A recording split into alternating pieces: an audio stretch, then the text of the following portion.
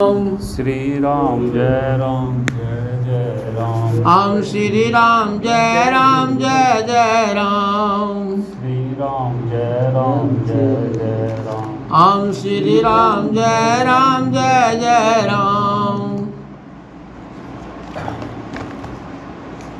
प्रणवऊ प्रथम भरत के चरना, जासु नेम व्रत जाई न बरना। राम चरण पंकज मन जासु, लूद मधु इव तजई न पासु। तुलसीदास जी अयोध्या जी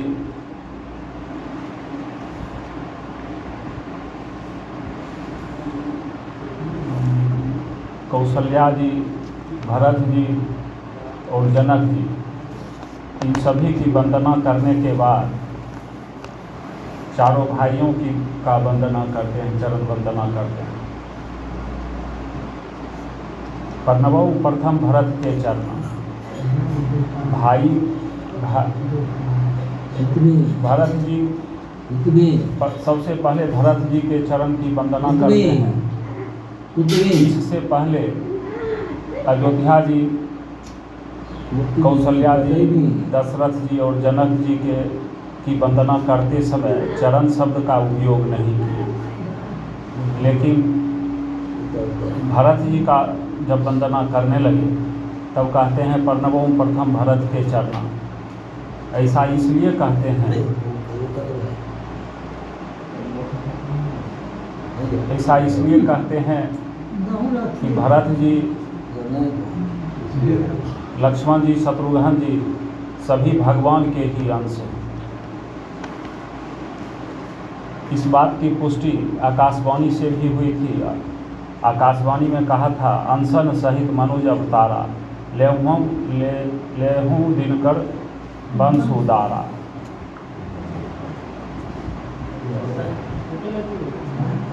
तो भरत जी भगवान राम ब्रह्म हैं, तो भरत जी ब्रह्म के ही अंश हैं, इसलिए भरत जी के चरण की वंदना करते हैं।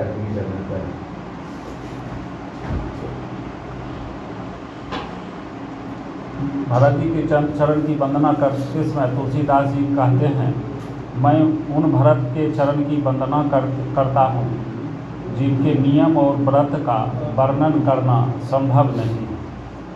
भरत जी के बारे में आगे कहते हैं तुलसीदास जी, भरत जी भगवान के चरण कमल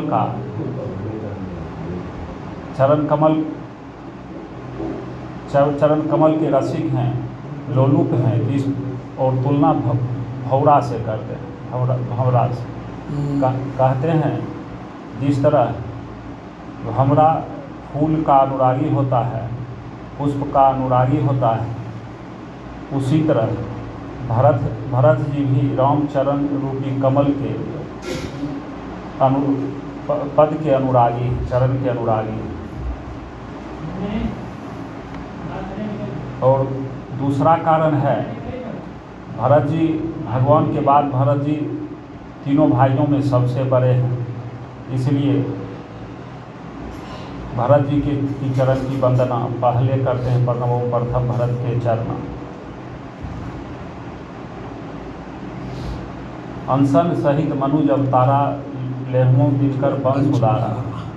इस बात की पुष्टि आगे तुलसीदास जी कहते हैं, इसमें कोई शंका नहीं कि जीव ब्रह्म का ही अंश है, ईश्वर अंश जीव अविनाशी। तो भरत जी ब्रह्म के अंश हैं, इसलिए उनके चरण की वंदना करते हैं।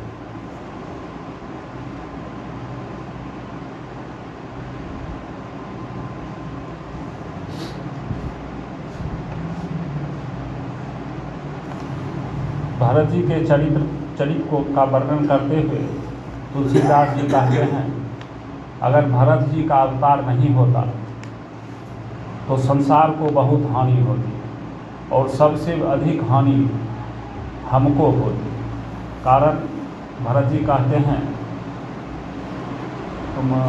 तुलसीदास जी कहते हैं, भरत जी के ही नेम और प्रेम की कथा को सुनकर उनके नियम और प्रेम का अनुकरण करके एक न एक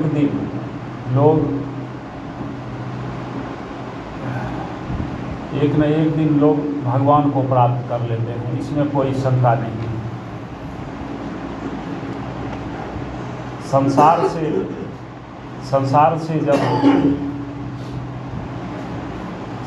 से जब मोह भंग होता है तब भगवान के चरण में अनुराग होता है। और भरत जी के चरित्र को सुनने, पढ़ने, कहने, उनके चरित्र का अनुगमन करने से संसार से मोह टूटता है।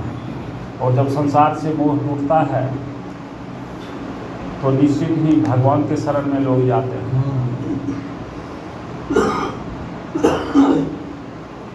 तुलसीदास जी आगे भरत चरित्र में कहते हैं,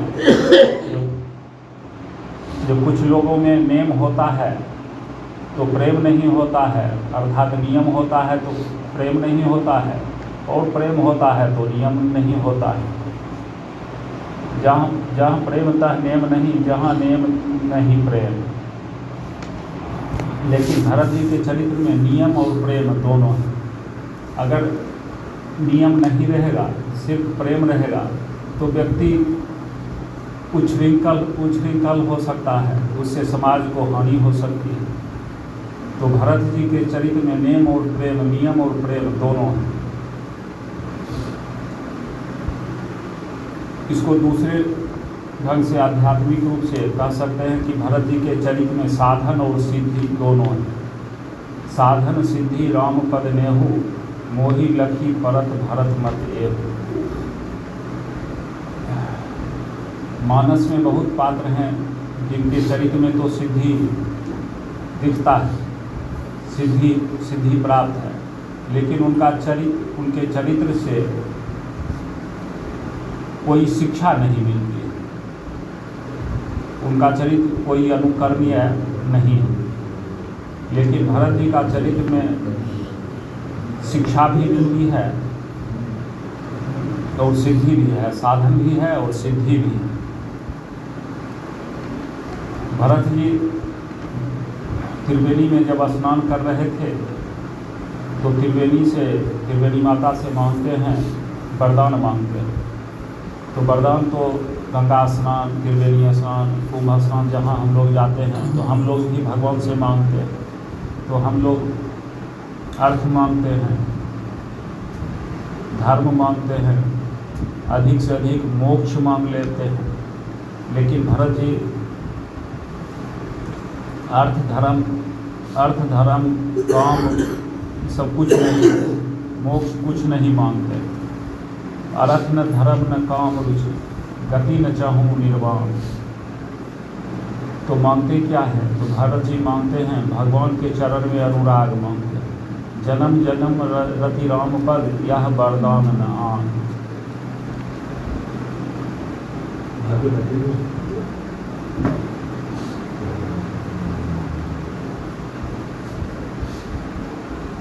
तो तुलसीदास जी कहते हैं भरत जी राम पद के अनुरागी हैं।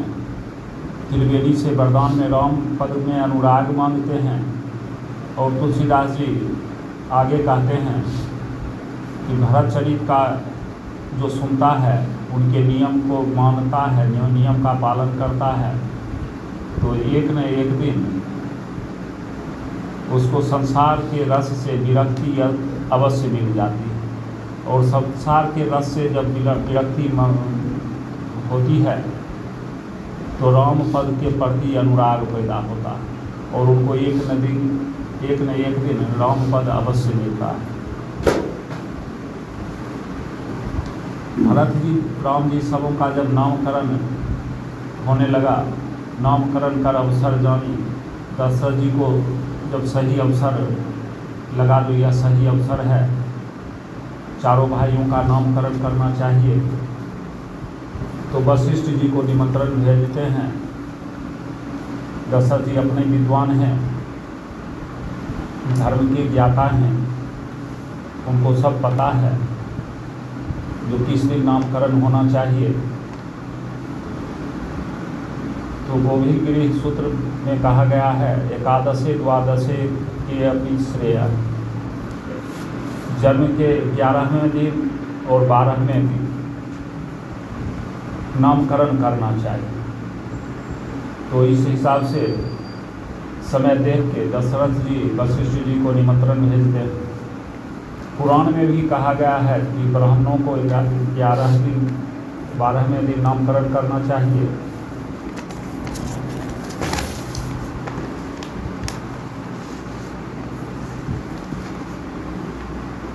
क्षत्रिय को 12वें दिन, वैश्य को 16वें दिन और शूद्र को 22वां दिन नामकरण करना चाहिए।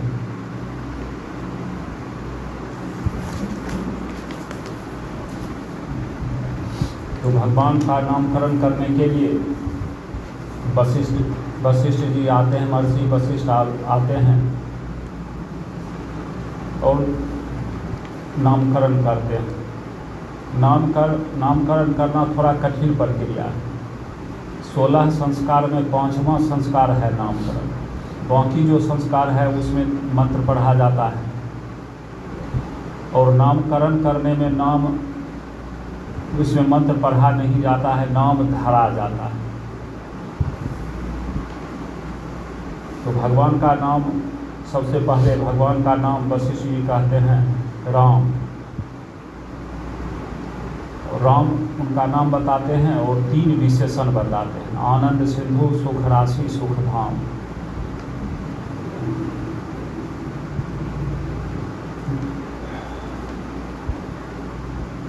और तीनों विशेषण का है सो सुखदाम राम असनामा। यह नाम का अर्थ हुआ। स्वीकारते त्रिलोक सुपासी, नामी का धर्म हुआ। अखिल लोकदायक विश्रामा, नाम का कर्म हुआ, भगवान के नाम का कर्म हुआ अखिल लोकदायक विश्रामा। सुनने में तीनों विशेषण सुखधाम, सुख राशि, आनंद सिंधु एक जैसा लगता है,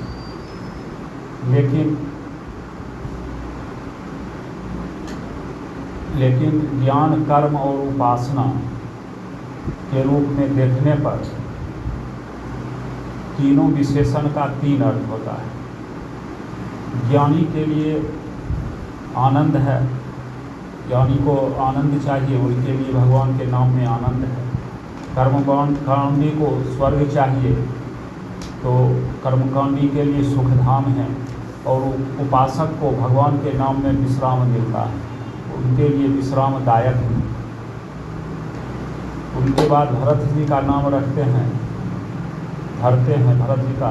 विश्व भरण पोषण कर जोई व्यापक, विश्व भरण पोषण कर जोई ताकर नाम भरत अस होई।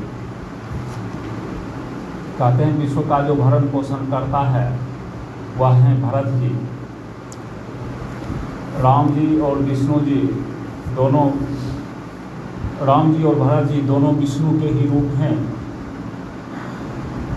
तो भगवान विष्णु का ही कर्म है जगत का पालन करना।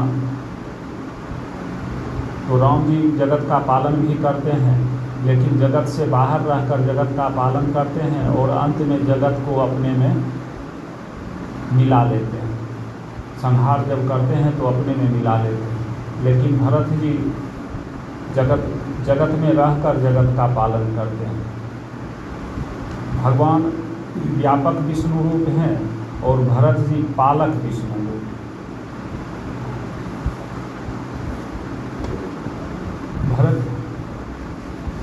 भरत जी के चरित्र का वर्णन करते हुए आगे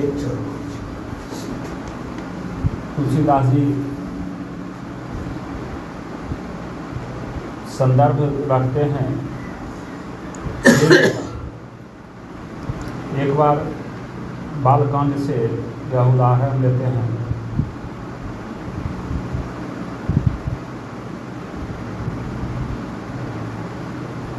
खेल का उदाहरण लेते हैं। हारहु खेल जितावहि मोहि।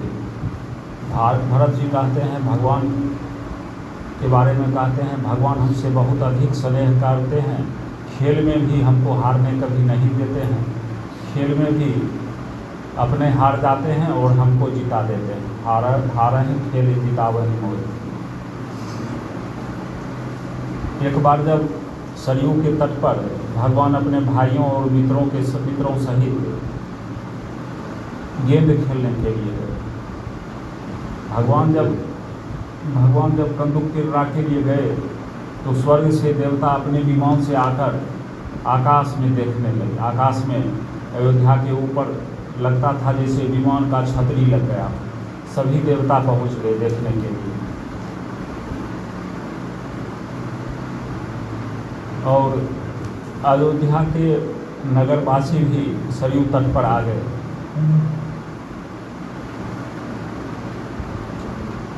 तो दल बनाने लगे, भगवान दल बनाने लगे। तो एक दल का नेतृत्व भगवान स्वयं कर रहे थे, दूसरे दल का नेतृत्व भगवान सोचते हैं कि लक्ष्मण करेंगे। यह सोचकर लक्ष्मण की तरफ देखते हैं। लक्ष्मण जी की तरफ जब देखते हैं तो लक्ष्मण जी अनसुना कर देते हैं। उनको ऐसा व्यवहार करते हैं कि जैसे वह देख ही नहीं रहे, और वह चुपचाप अपने जगह से उठते हैं और भगवान के बगल में आके, भगवान के दल में आके खड़ा हो जाते हैं। लक्ष्मण जी को खेल में भी भगवान के विरुद्ध जाना पसंद नहीं। वह भगवान के विरुद्ध खेल में भी जाना नहीं चाहते। लक्ष्मण जी हैं कौन? बारही के निज हित पति जानी, लक्ष्मण राम चरण रति मानी। भरत जी को त्रिवेणी में स्नान करते समय जिस चरण रति मानी के लिए वरदान मांगना पड़ा, लक्ष्मण जी जन्म से ही भगवान के चरण पर एकाधिकार किए हुए। उनको खेल में भी नहीं लगता है कि हम भगवान के विरुद्ध जा सकते हैं।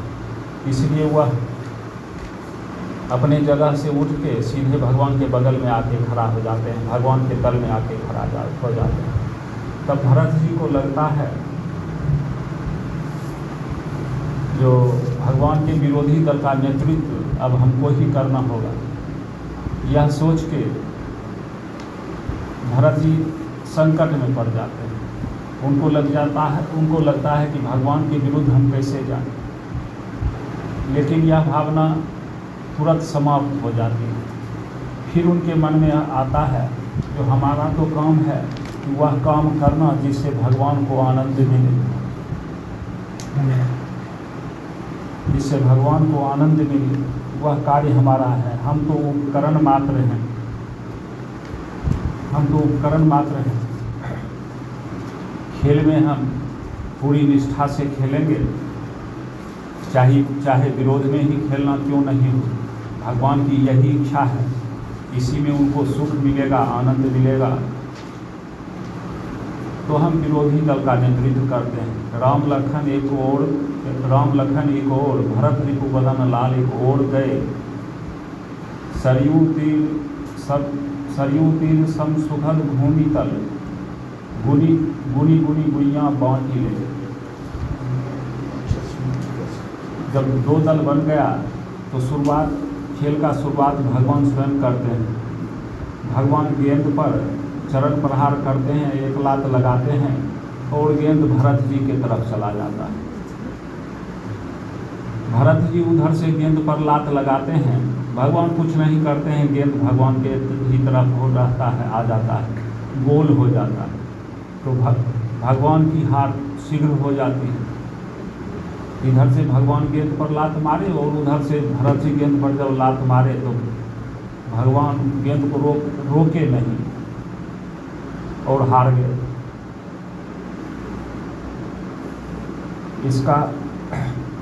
यह तो आम लोगों के लिए सिर्फ खेल था, लेकिन भरत जी के लिए की दृष्टि अलग थी। आध्यात्मिक रूप से देखने पर भरत जी को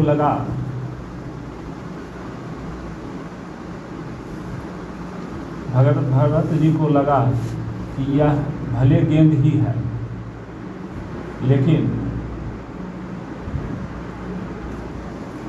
यह कितना अभागा है जो भगवान ने एक चरण का प्रहार किए और भगवान को छोड़ के यह भाग रहा है, भगवान के चरण को छोड़ रहा है।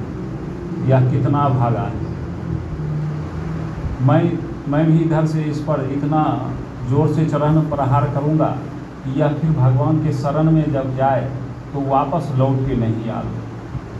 इसलिए भरत जी खूब जोर से गेंद पर चरण प्रहार करते हैं और गेंद भगवान जी के तरफ, राम जी की तरफ आ जाता है। राम जी सोचते हैं भरत जैसा संत जो भेजा है उसको अब हम दूर कैसे करें, भले गेंद ही क्यों न हो, साधारण वस्तु ही क्यों न हो, लेकिन भरत जैसा संत जब भेजा है तो इसको हम अपने शरण से दूर, अपने चरण से दूर कैसे करें।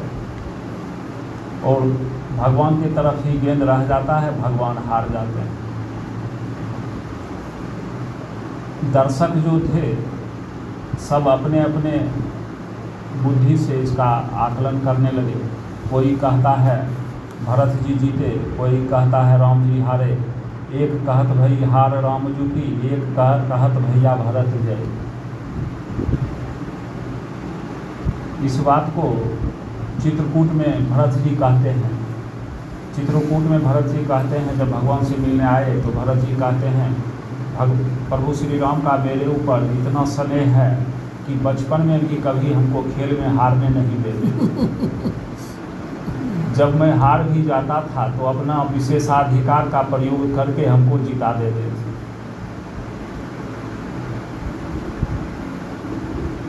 मैं प्रभु कृपा रीति जिय जो ही, हारे हूँ खेल जिता वही मोहि। भरत जी का चरित्र, भरत जी का चरित्र समुद्र के तरह है, समुद्र के तरह गंभीर है। भरत जी बड़े संकोची, लेकिन लक्ष्मण जी में कोई संकोच नहीं।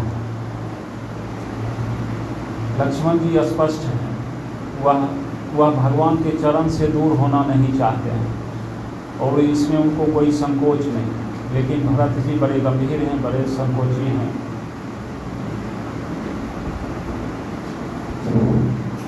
इसका वर्णन आगे तब मिलता है जब जनक जी दो दूत को धनुष भंग के बाद दो दूत को दशरथ जी के पास भेजे। दूत जब पत्र लेकर आया तो दरबार में गया और दशरथ जी को पत्र दिया। पत्र में धनुष भंग की पूरी कथा लिखी हुई थी। पत्र को जब दशरथ जी पढ़ लेते हैं, पूरा पढ़ने के बाद भी वह पूरा पत्र पढ़ने के बाद वह आनंद विभोर हो जाते हैं। और जब लोग आनंद में आता है, आनंद विभोर हो जाता है तो वाणी इधर उधर हो जाती है। वही स्थिति दशरथ जी की भी हुई। दूत से पूछते हैं भैया कहूँ कुशल दो बार।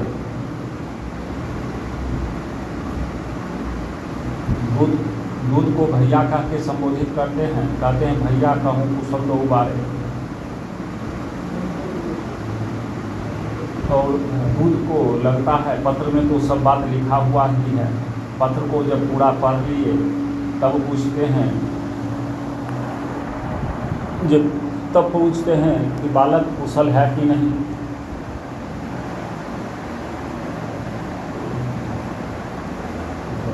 भैया कहने से का अभिप्राय है अपनापन। दशरथ जी को दूध से बड़ा अपनापन लगता है और अपनापन लगने का कारण है कि जब से विश्वामित्र जी दोनों भाई को ले गए तब से उनका कोई समाचार नहीं आया, कोई सुधि नहीं आई। यह जनक के ही दूत हैं जो पहली बार जब से विश्वामित्र जी के साथ गए हैं उसके बाद पहली बार ये जनक के ही दूत हैं, जनक जी के ही दूत हैं जो उनके दोनों राजकुमारों का, दोनों पुत्रों का सुधि लाए। दशरथ जी कहते हैं जा दिन ते मुनि गए लबाई, तब ते आज सांची सुधि पाई। जब से मुनि ले गए हैं आज ही मैं अपने पुत्रों का, अपने बालकों का सुधि पा रहा हूँ। दूत से जब दशरथ जी पूछते हैं तो कहते हैं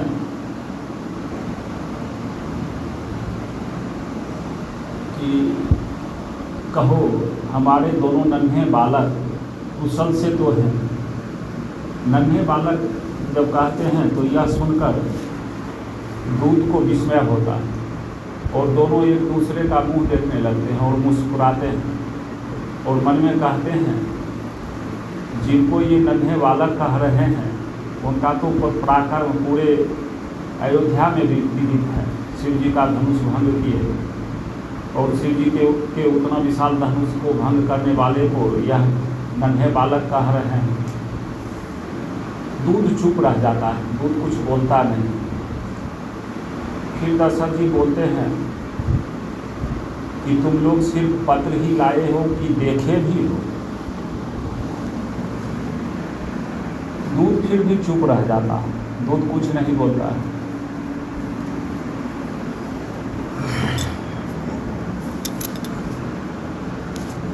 दशरथ जी कहते हैं तुम नीके निज नयन निहारे। आगे कहते हैं कि तुमने अपने नेत्र से देखा है कि नहीं। तो दूत बोलते कुछ नहीं है, सिर्फ मुस्कुराते हैं। उनको लगता है कि पुत्र के प्रेम में दशरथ जी का स्वभाव कैसा हो गया है, मन कैसा हो गया है कि जब आदमी देखेगा तो अपना नेत्र से ही देखेगा। यह कह रहे हैं जो अपने नेत्र से देखे हो कि नहीं, देखेगा तो अपने नेत्र से ही देखेगा। दूत कुछ बोलता नहीं। तो फिर दशरथ जी के मन में आता है कि हो सकता है यह दूर से देखा हो, उतना भीड़ वहाँ पर होगा, पहचाना या नहीं पहचाना। तो आगे कहते हैं भगवान के दोनों भाई का रूप बताते हुए कहते हैं कि एक है गौर वर्ण का और एक है श्यामल वर्ण का और हाथ में धनुष बाण धारण किए हुए रहता है। श्यामल गौर धरे धनु भाल था। फिर उनको लगता है कि वहाँ तो बहुत राजकुमार आए हैं तो उसमें बहुत होंगे गौर वर्ण श्याम वर्ण के और धनुष हाथ में लिए हुए तो बहुत राजकुमार होंगे। फिर कहते हैं कि वह किशोर वय का है। दूत फिर भी कुछ नहीं बोलता है। तब उनको लगता है कि शायद यह समझ नहीं रहा है या देखा है तो दूर से देखा है। तब स्पष्ट करते हुए कहते हैं कि हमारे जो दोनों किशोर वय बालक हैं उनके साथ विश्वामित्र मुनि हैं। यह विश्वामित्र मुनि का नाम कहते हैं। तब उनको लगता है कि अब तो यह जरूर पहचान गया हो। और तब कहते हैं अगर तुम पहचान गए हो, तुम अगर पहचानते हो तो उसका स्वभाव बताओ, कैसा स्वभाव है। पहचानो तुम कहूँ स्वभाव इसलिए पूछते हैं कि दूर से जब लोग देखता है तो प्रभाव को देखता है और निकट से जब देखता है तो स्वभाव को जानता है, स्वभाव को देखता है। तो दशरथ जी को लगता है कि अगर निकट से देखा होगा तो यह स्वभाव भी जानता होगा। इसलिए कहते हैं पहचानो तुम कहूँ स्वभाव, भैया कहूँ कुशल दो बारे। इससे दशरथ जी का प्रश्न शुरू होता है, भैया कहूँ कुशल दो बारे। यहाँ से प्रश्न शुरू होता है। और दूत जब कहता है देव देखी तब बालक दो, अब न आखिर कर आवत हो, इससे उपसंहार होता है। दूत कहता है कि महाराज जब से हमने आपके दोनों बालक को देखा है तब से किसी को देखने की इच्छा नहीं है और हमारा जो यह नेत्र है यह किसी दूसरे को देखता भी नहीं, जब से आपके दोनों बालक को उनको देखा है। और दूत यहाँ पर व्यंग भी करता है दशरथ जी को। दशरथ जी का प्रश्न जब शुरू किए थे तो उस समय कहे थे नन्हे बालक। दूत भी उसी शब्द को दोहराता है, कहता है आपके दोनों नन्हे बालक को जब से हमने देखा है तब से हमारा नेत्र किसी दूसरे को देखना नहीं चाहता है और देखता भी नहीं। जिस समय वहाँ दूत गया तो भरत जी पर क्या प्रभाव पड़ा, दशरथ जी पर जो प्रभाव पड़ा वह तो हम लोग देख लिए, और भरत जी पर क्या प्रभाव पड़ा। जिस समय दूत गया उस समय भरत जी अपने मित्रों के साथ खेल रहे थे, वहीं उनको समाचार मिला कि जनकपुर से जनक जी का कोई दूत आया। वह खेल छोड़ के दौड़े हुए महल में आ गए। महल में जो ही आए तो वहाँ पर भीड़ भाड़ को देखे, वहाँ पर लोगों को देखा, भीड़ भाड़ देखा, तो भरत जी संकोच में पड़ गए और सिर को झुका लिया। संकोच में पड़ गए और सिर को झुका लिया, और सिर्फ इतना पूछा अति स्नेह सकुचाई, तात कहाँ ते पाती आई। सिर्फ इतना पूछे जो पत्र कहाँ से आया। भगवान की कुशलता के बारे में, भगवान के बारे में वह लज्जा के कारण कुछ पूछ नहीं पाए। सिर्फ इतना ही पूछा अति स्नेह सकुचाई, तात कहाँ ते पाती आई। लेकिन कहा जाता है कि प्रेम छिपता नहीं, प्रेम छिपता नहीं। भरत जी वाणी से कुछ बोले नहीं, लेकिन प्रेम को छिपाने का भी प्रयास किया, लेकिन प्रेम छिपा नहीं। प्रेम छिपाए न छिपे, जा घट प्रगट हो, जो मुख से कछु ना कहे, तो नैन देत है रो। और उनके नेत्र से आंसू बहने लगा। वहाँ पर जो सभासद थे, जो जनता थी, उनको भरत जी के का जो प्रेम है वह समुद्र के समान है। उनको भरत जी के प्रेम रूपी समुद्र का एक बूंद वहाँ पर मिला, और प्रीत पुनीत भरत के देखी, सकल सभा सुख लहो विशेष। और भरत जी के प्रेम को पूरी सभा वहाँ पर देखती है। भरत जी का प्रेम प्रकट जो होता है वह सागर के एक बूंद के तरह समान। विवाह के बाद जब चारों भाइयों का विवाह हो गया तो भरत जी अपने मामा युधाजीत के साथ ननिहाल चले गए, और ननिहाल में 14 साल तक रहे। ननिहाल में 14 साल तक रहे। भगवान के प्रति भरत जी के का जो प्रेम है वह प्रकट नहीं हो सका। तो कहा जाता है भगवान की वनगमन की जो यात्रा है, वनगमन जो है वह भरत जी के छुपे हुए प्रेम को प्रकट करने के लिए भगवान वनगमन की यात्रा, वन यात्रा पर जाते हैं, वनगमन करते हैं। इतना कह के वाणी को विराम। श्री राम जय राम जय जय राम। श्री राम जय राम जय जय राम। श्री राम जय राम जय जय राम। श्री राम जय राम जय जय राम। श्री राम जय राम जय जय राम। श्री राम जय राम जय जय राम।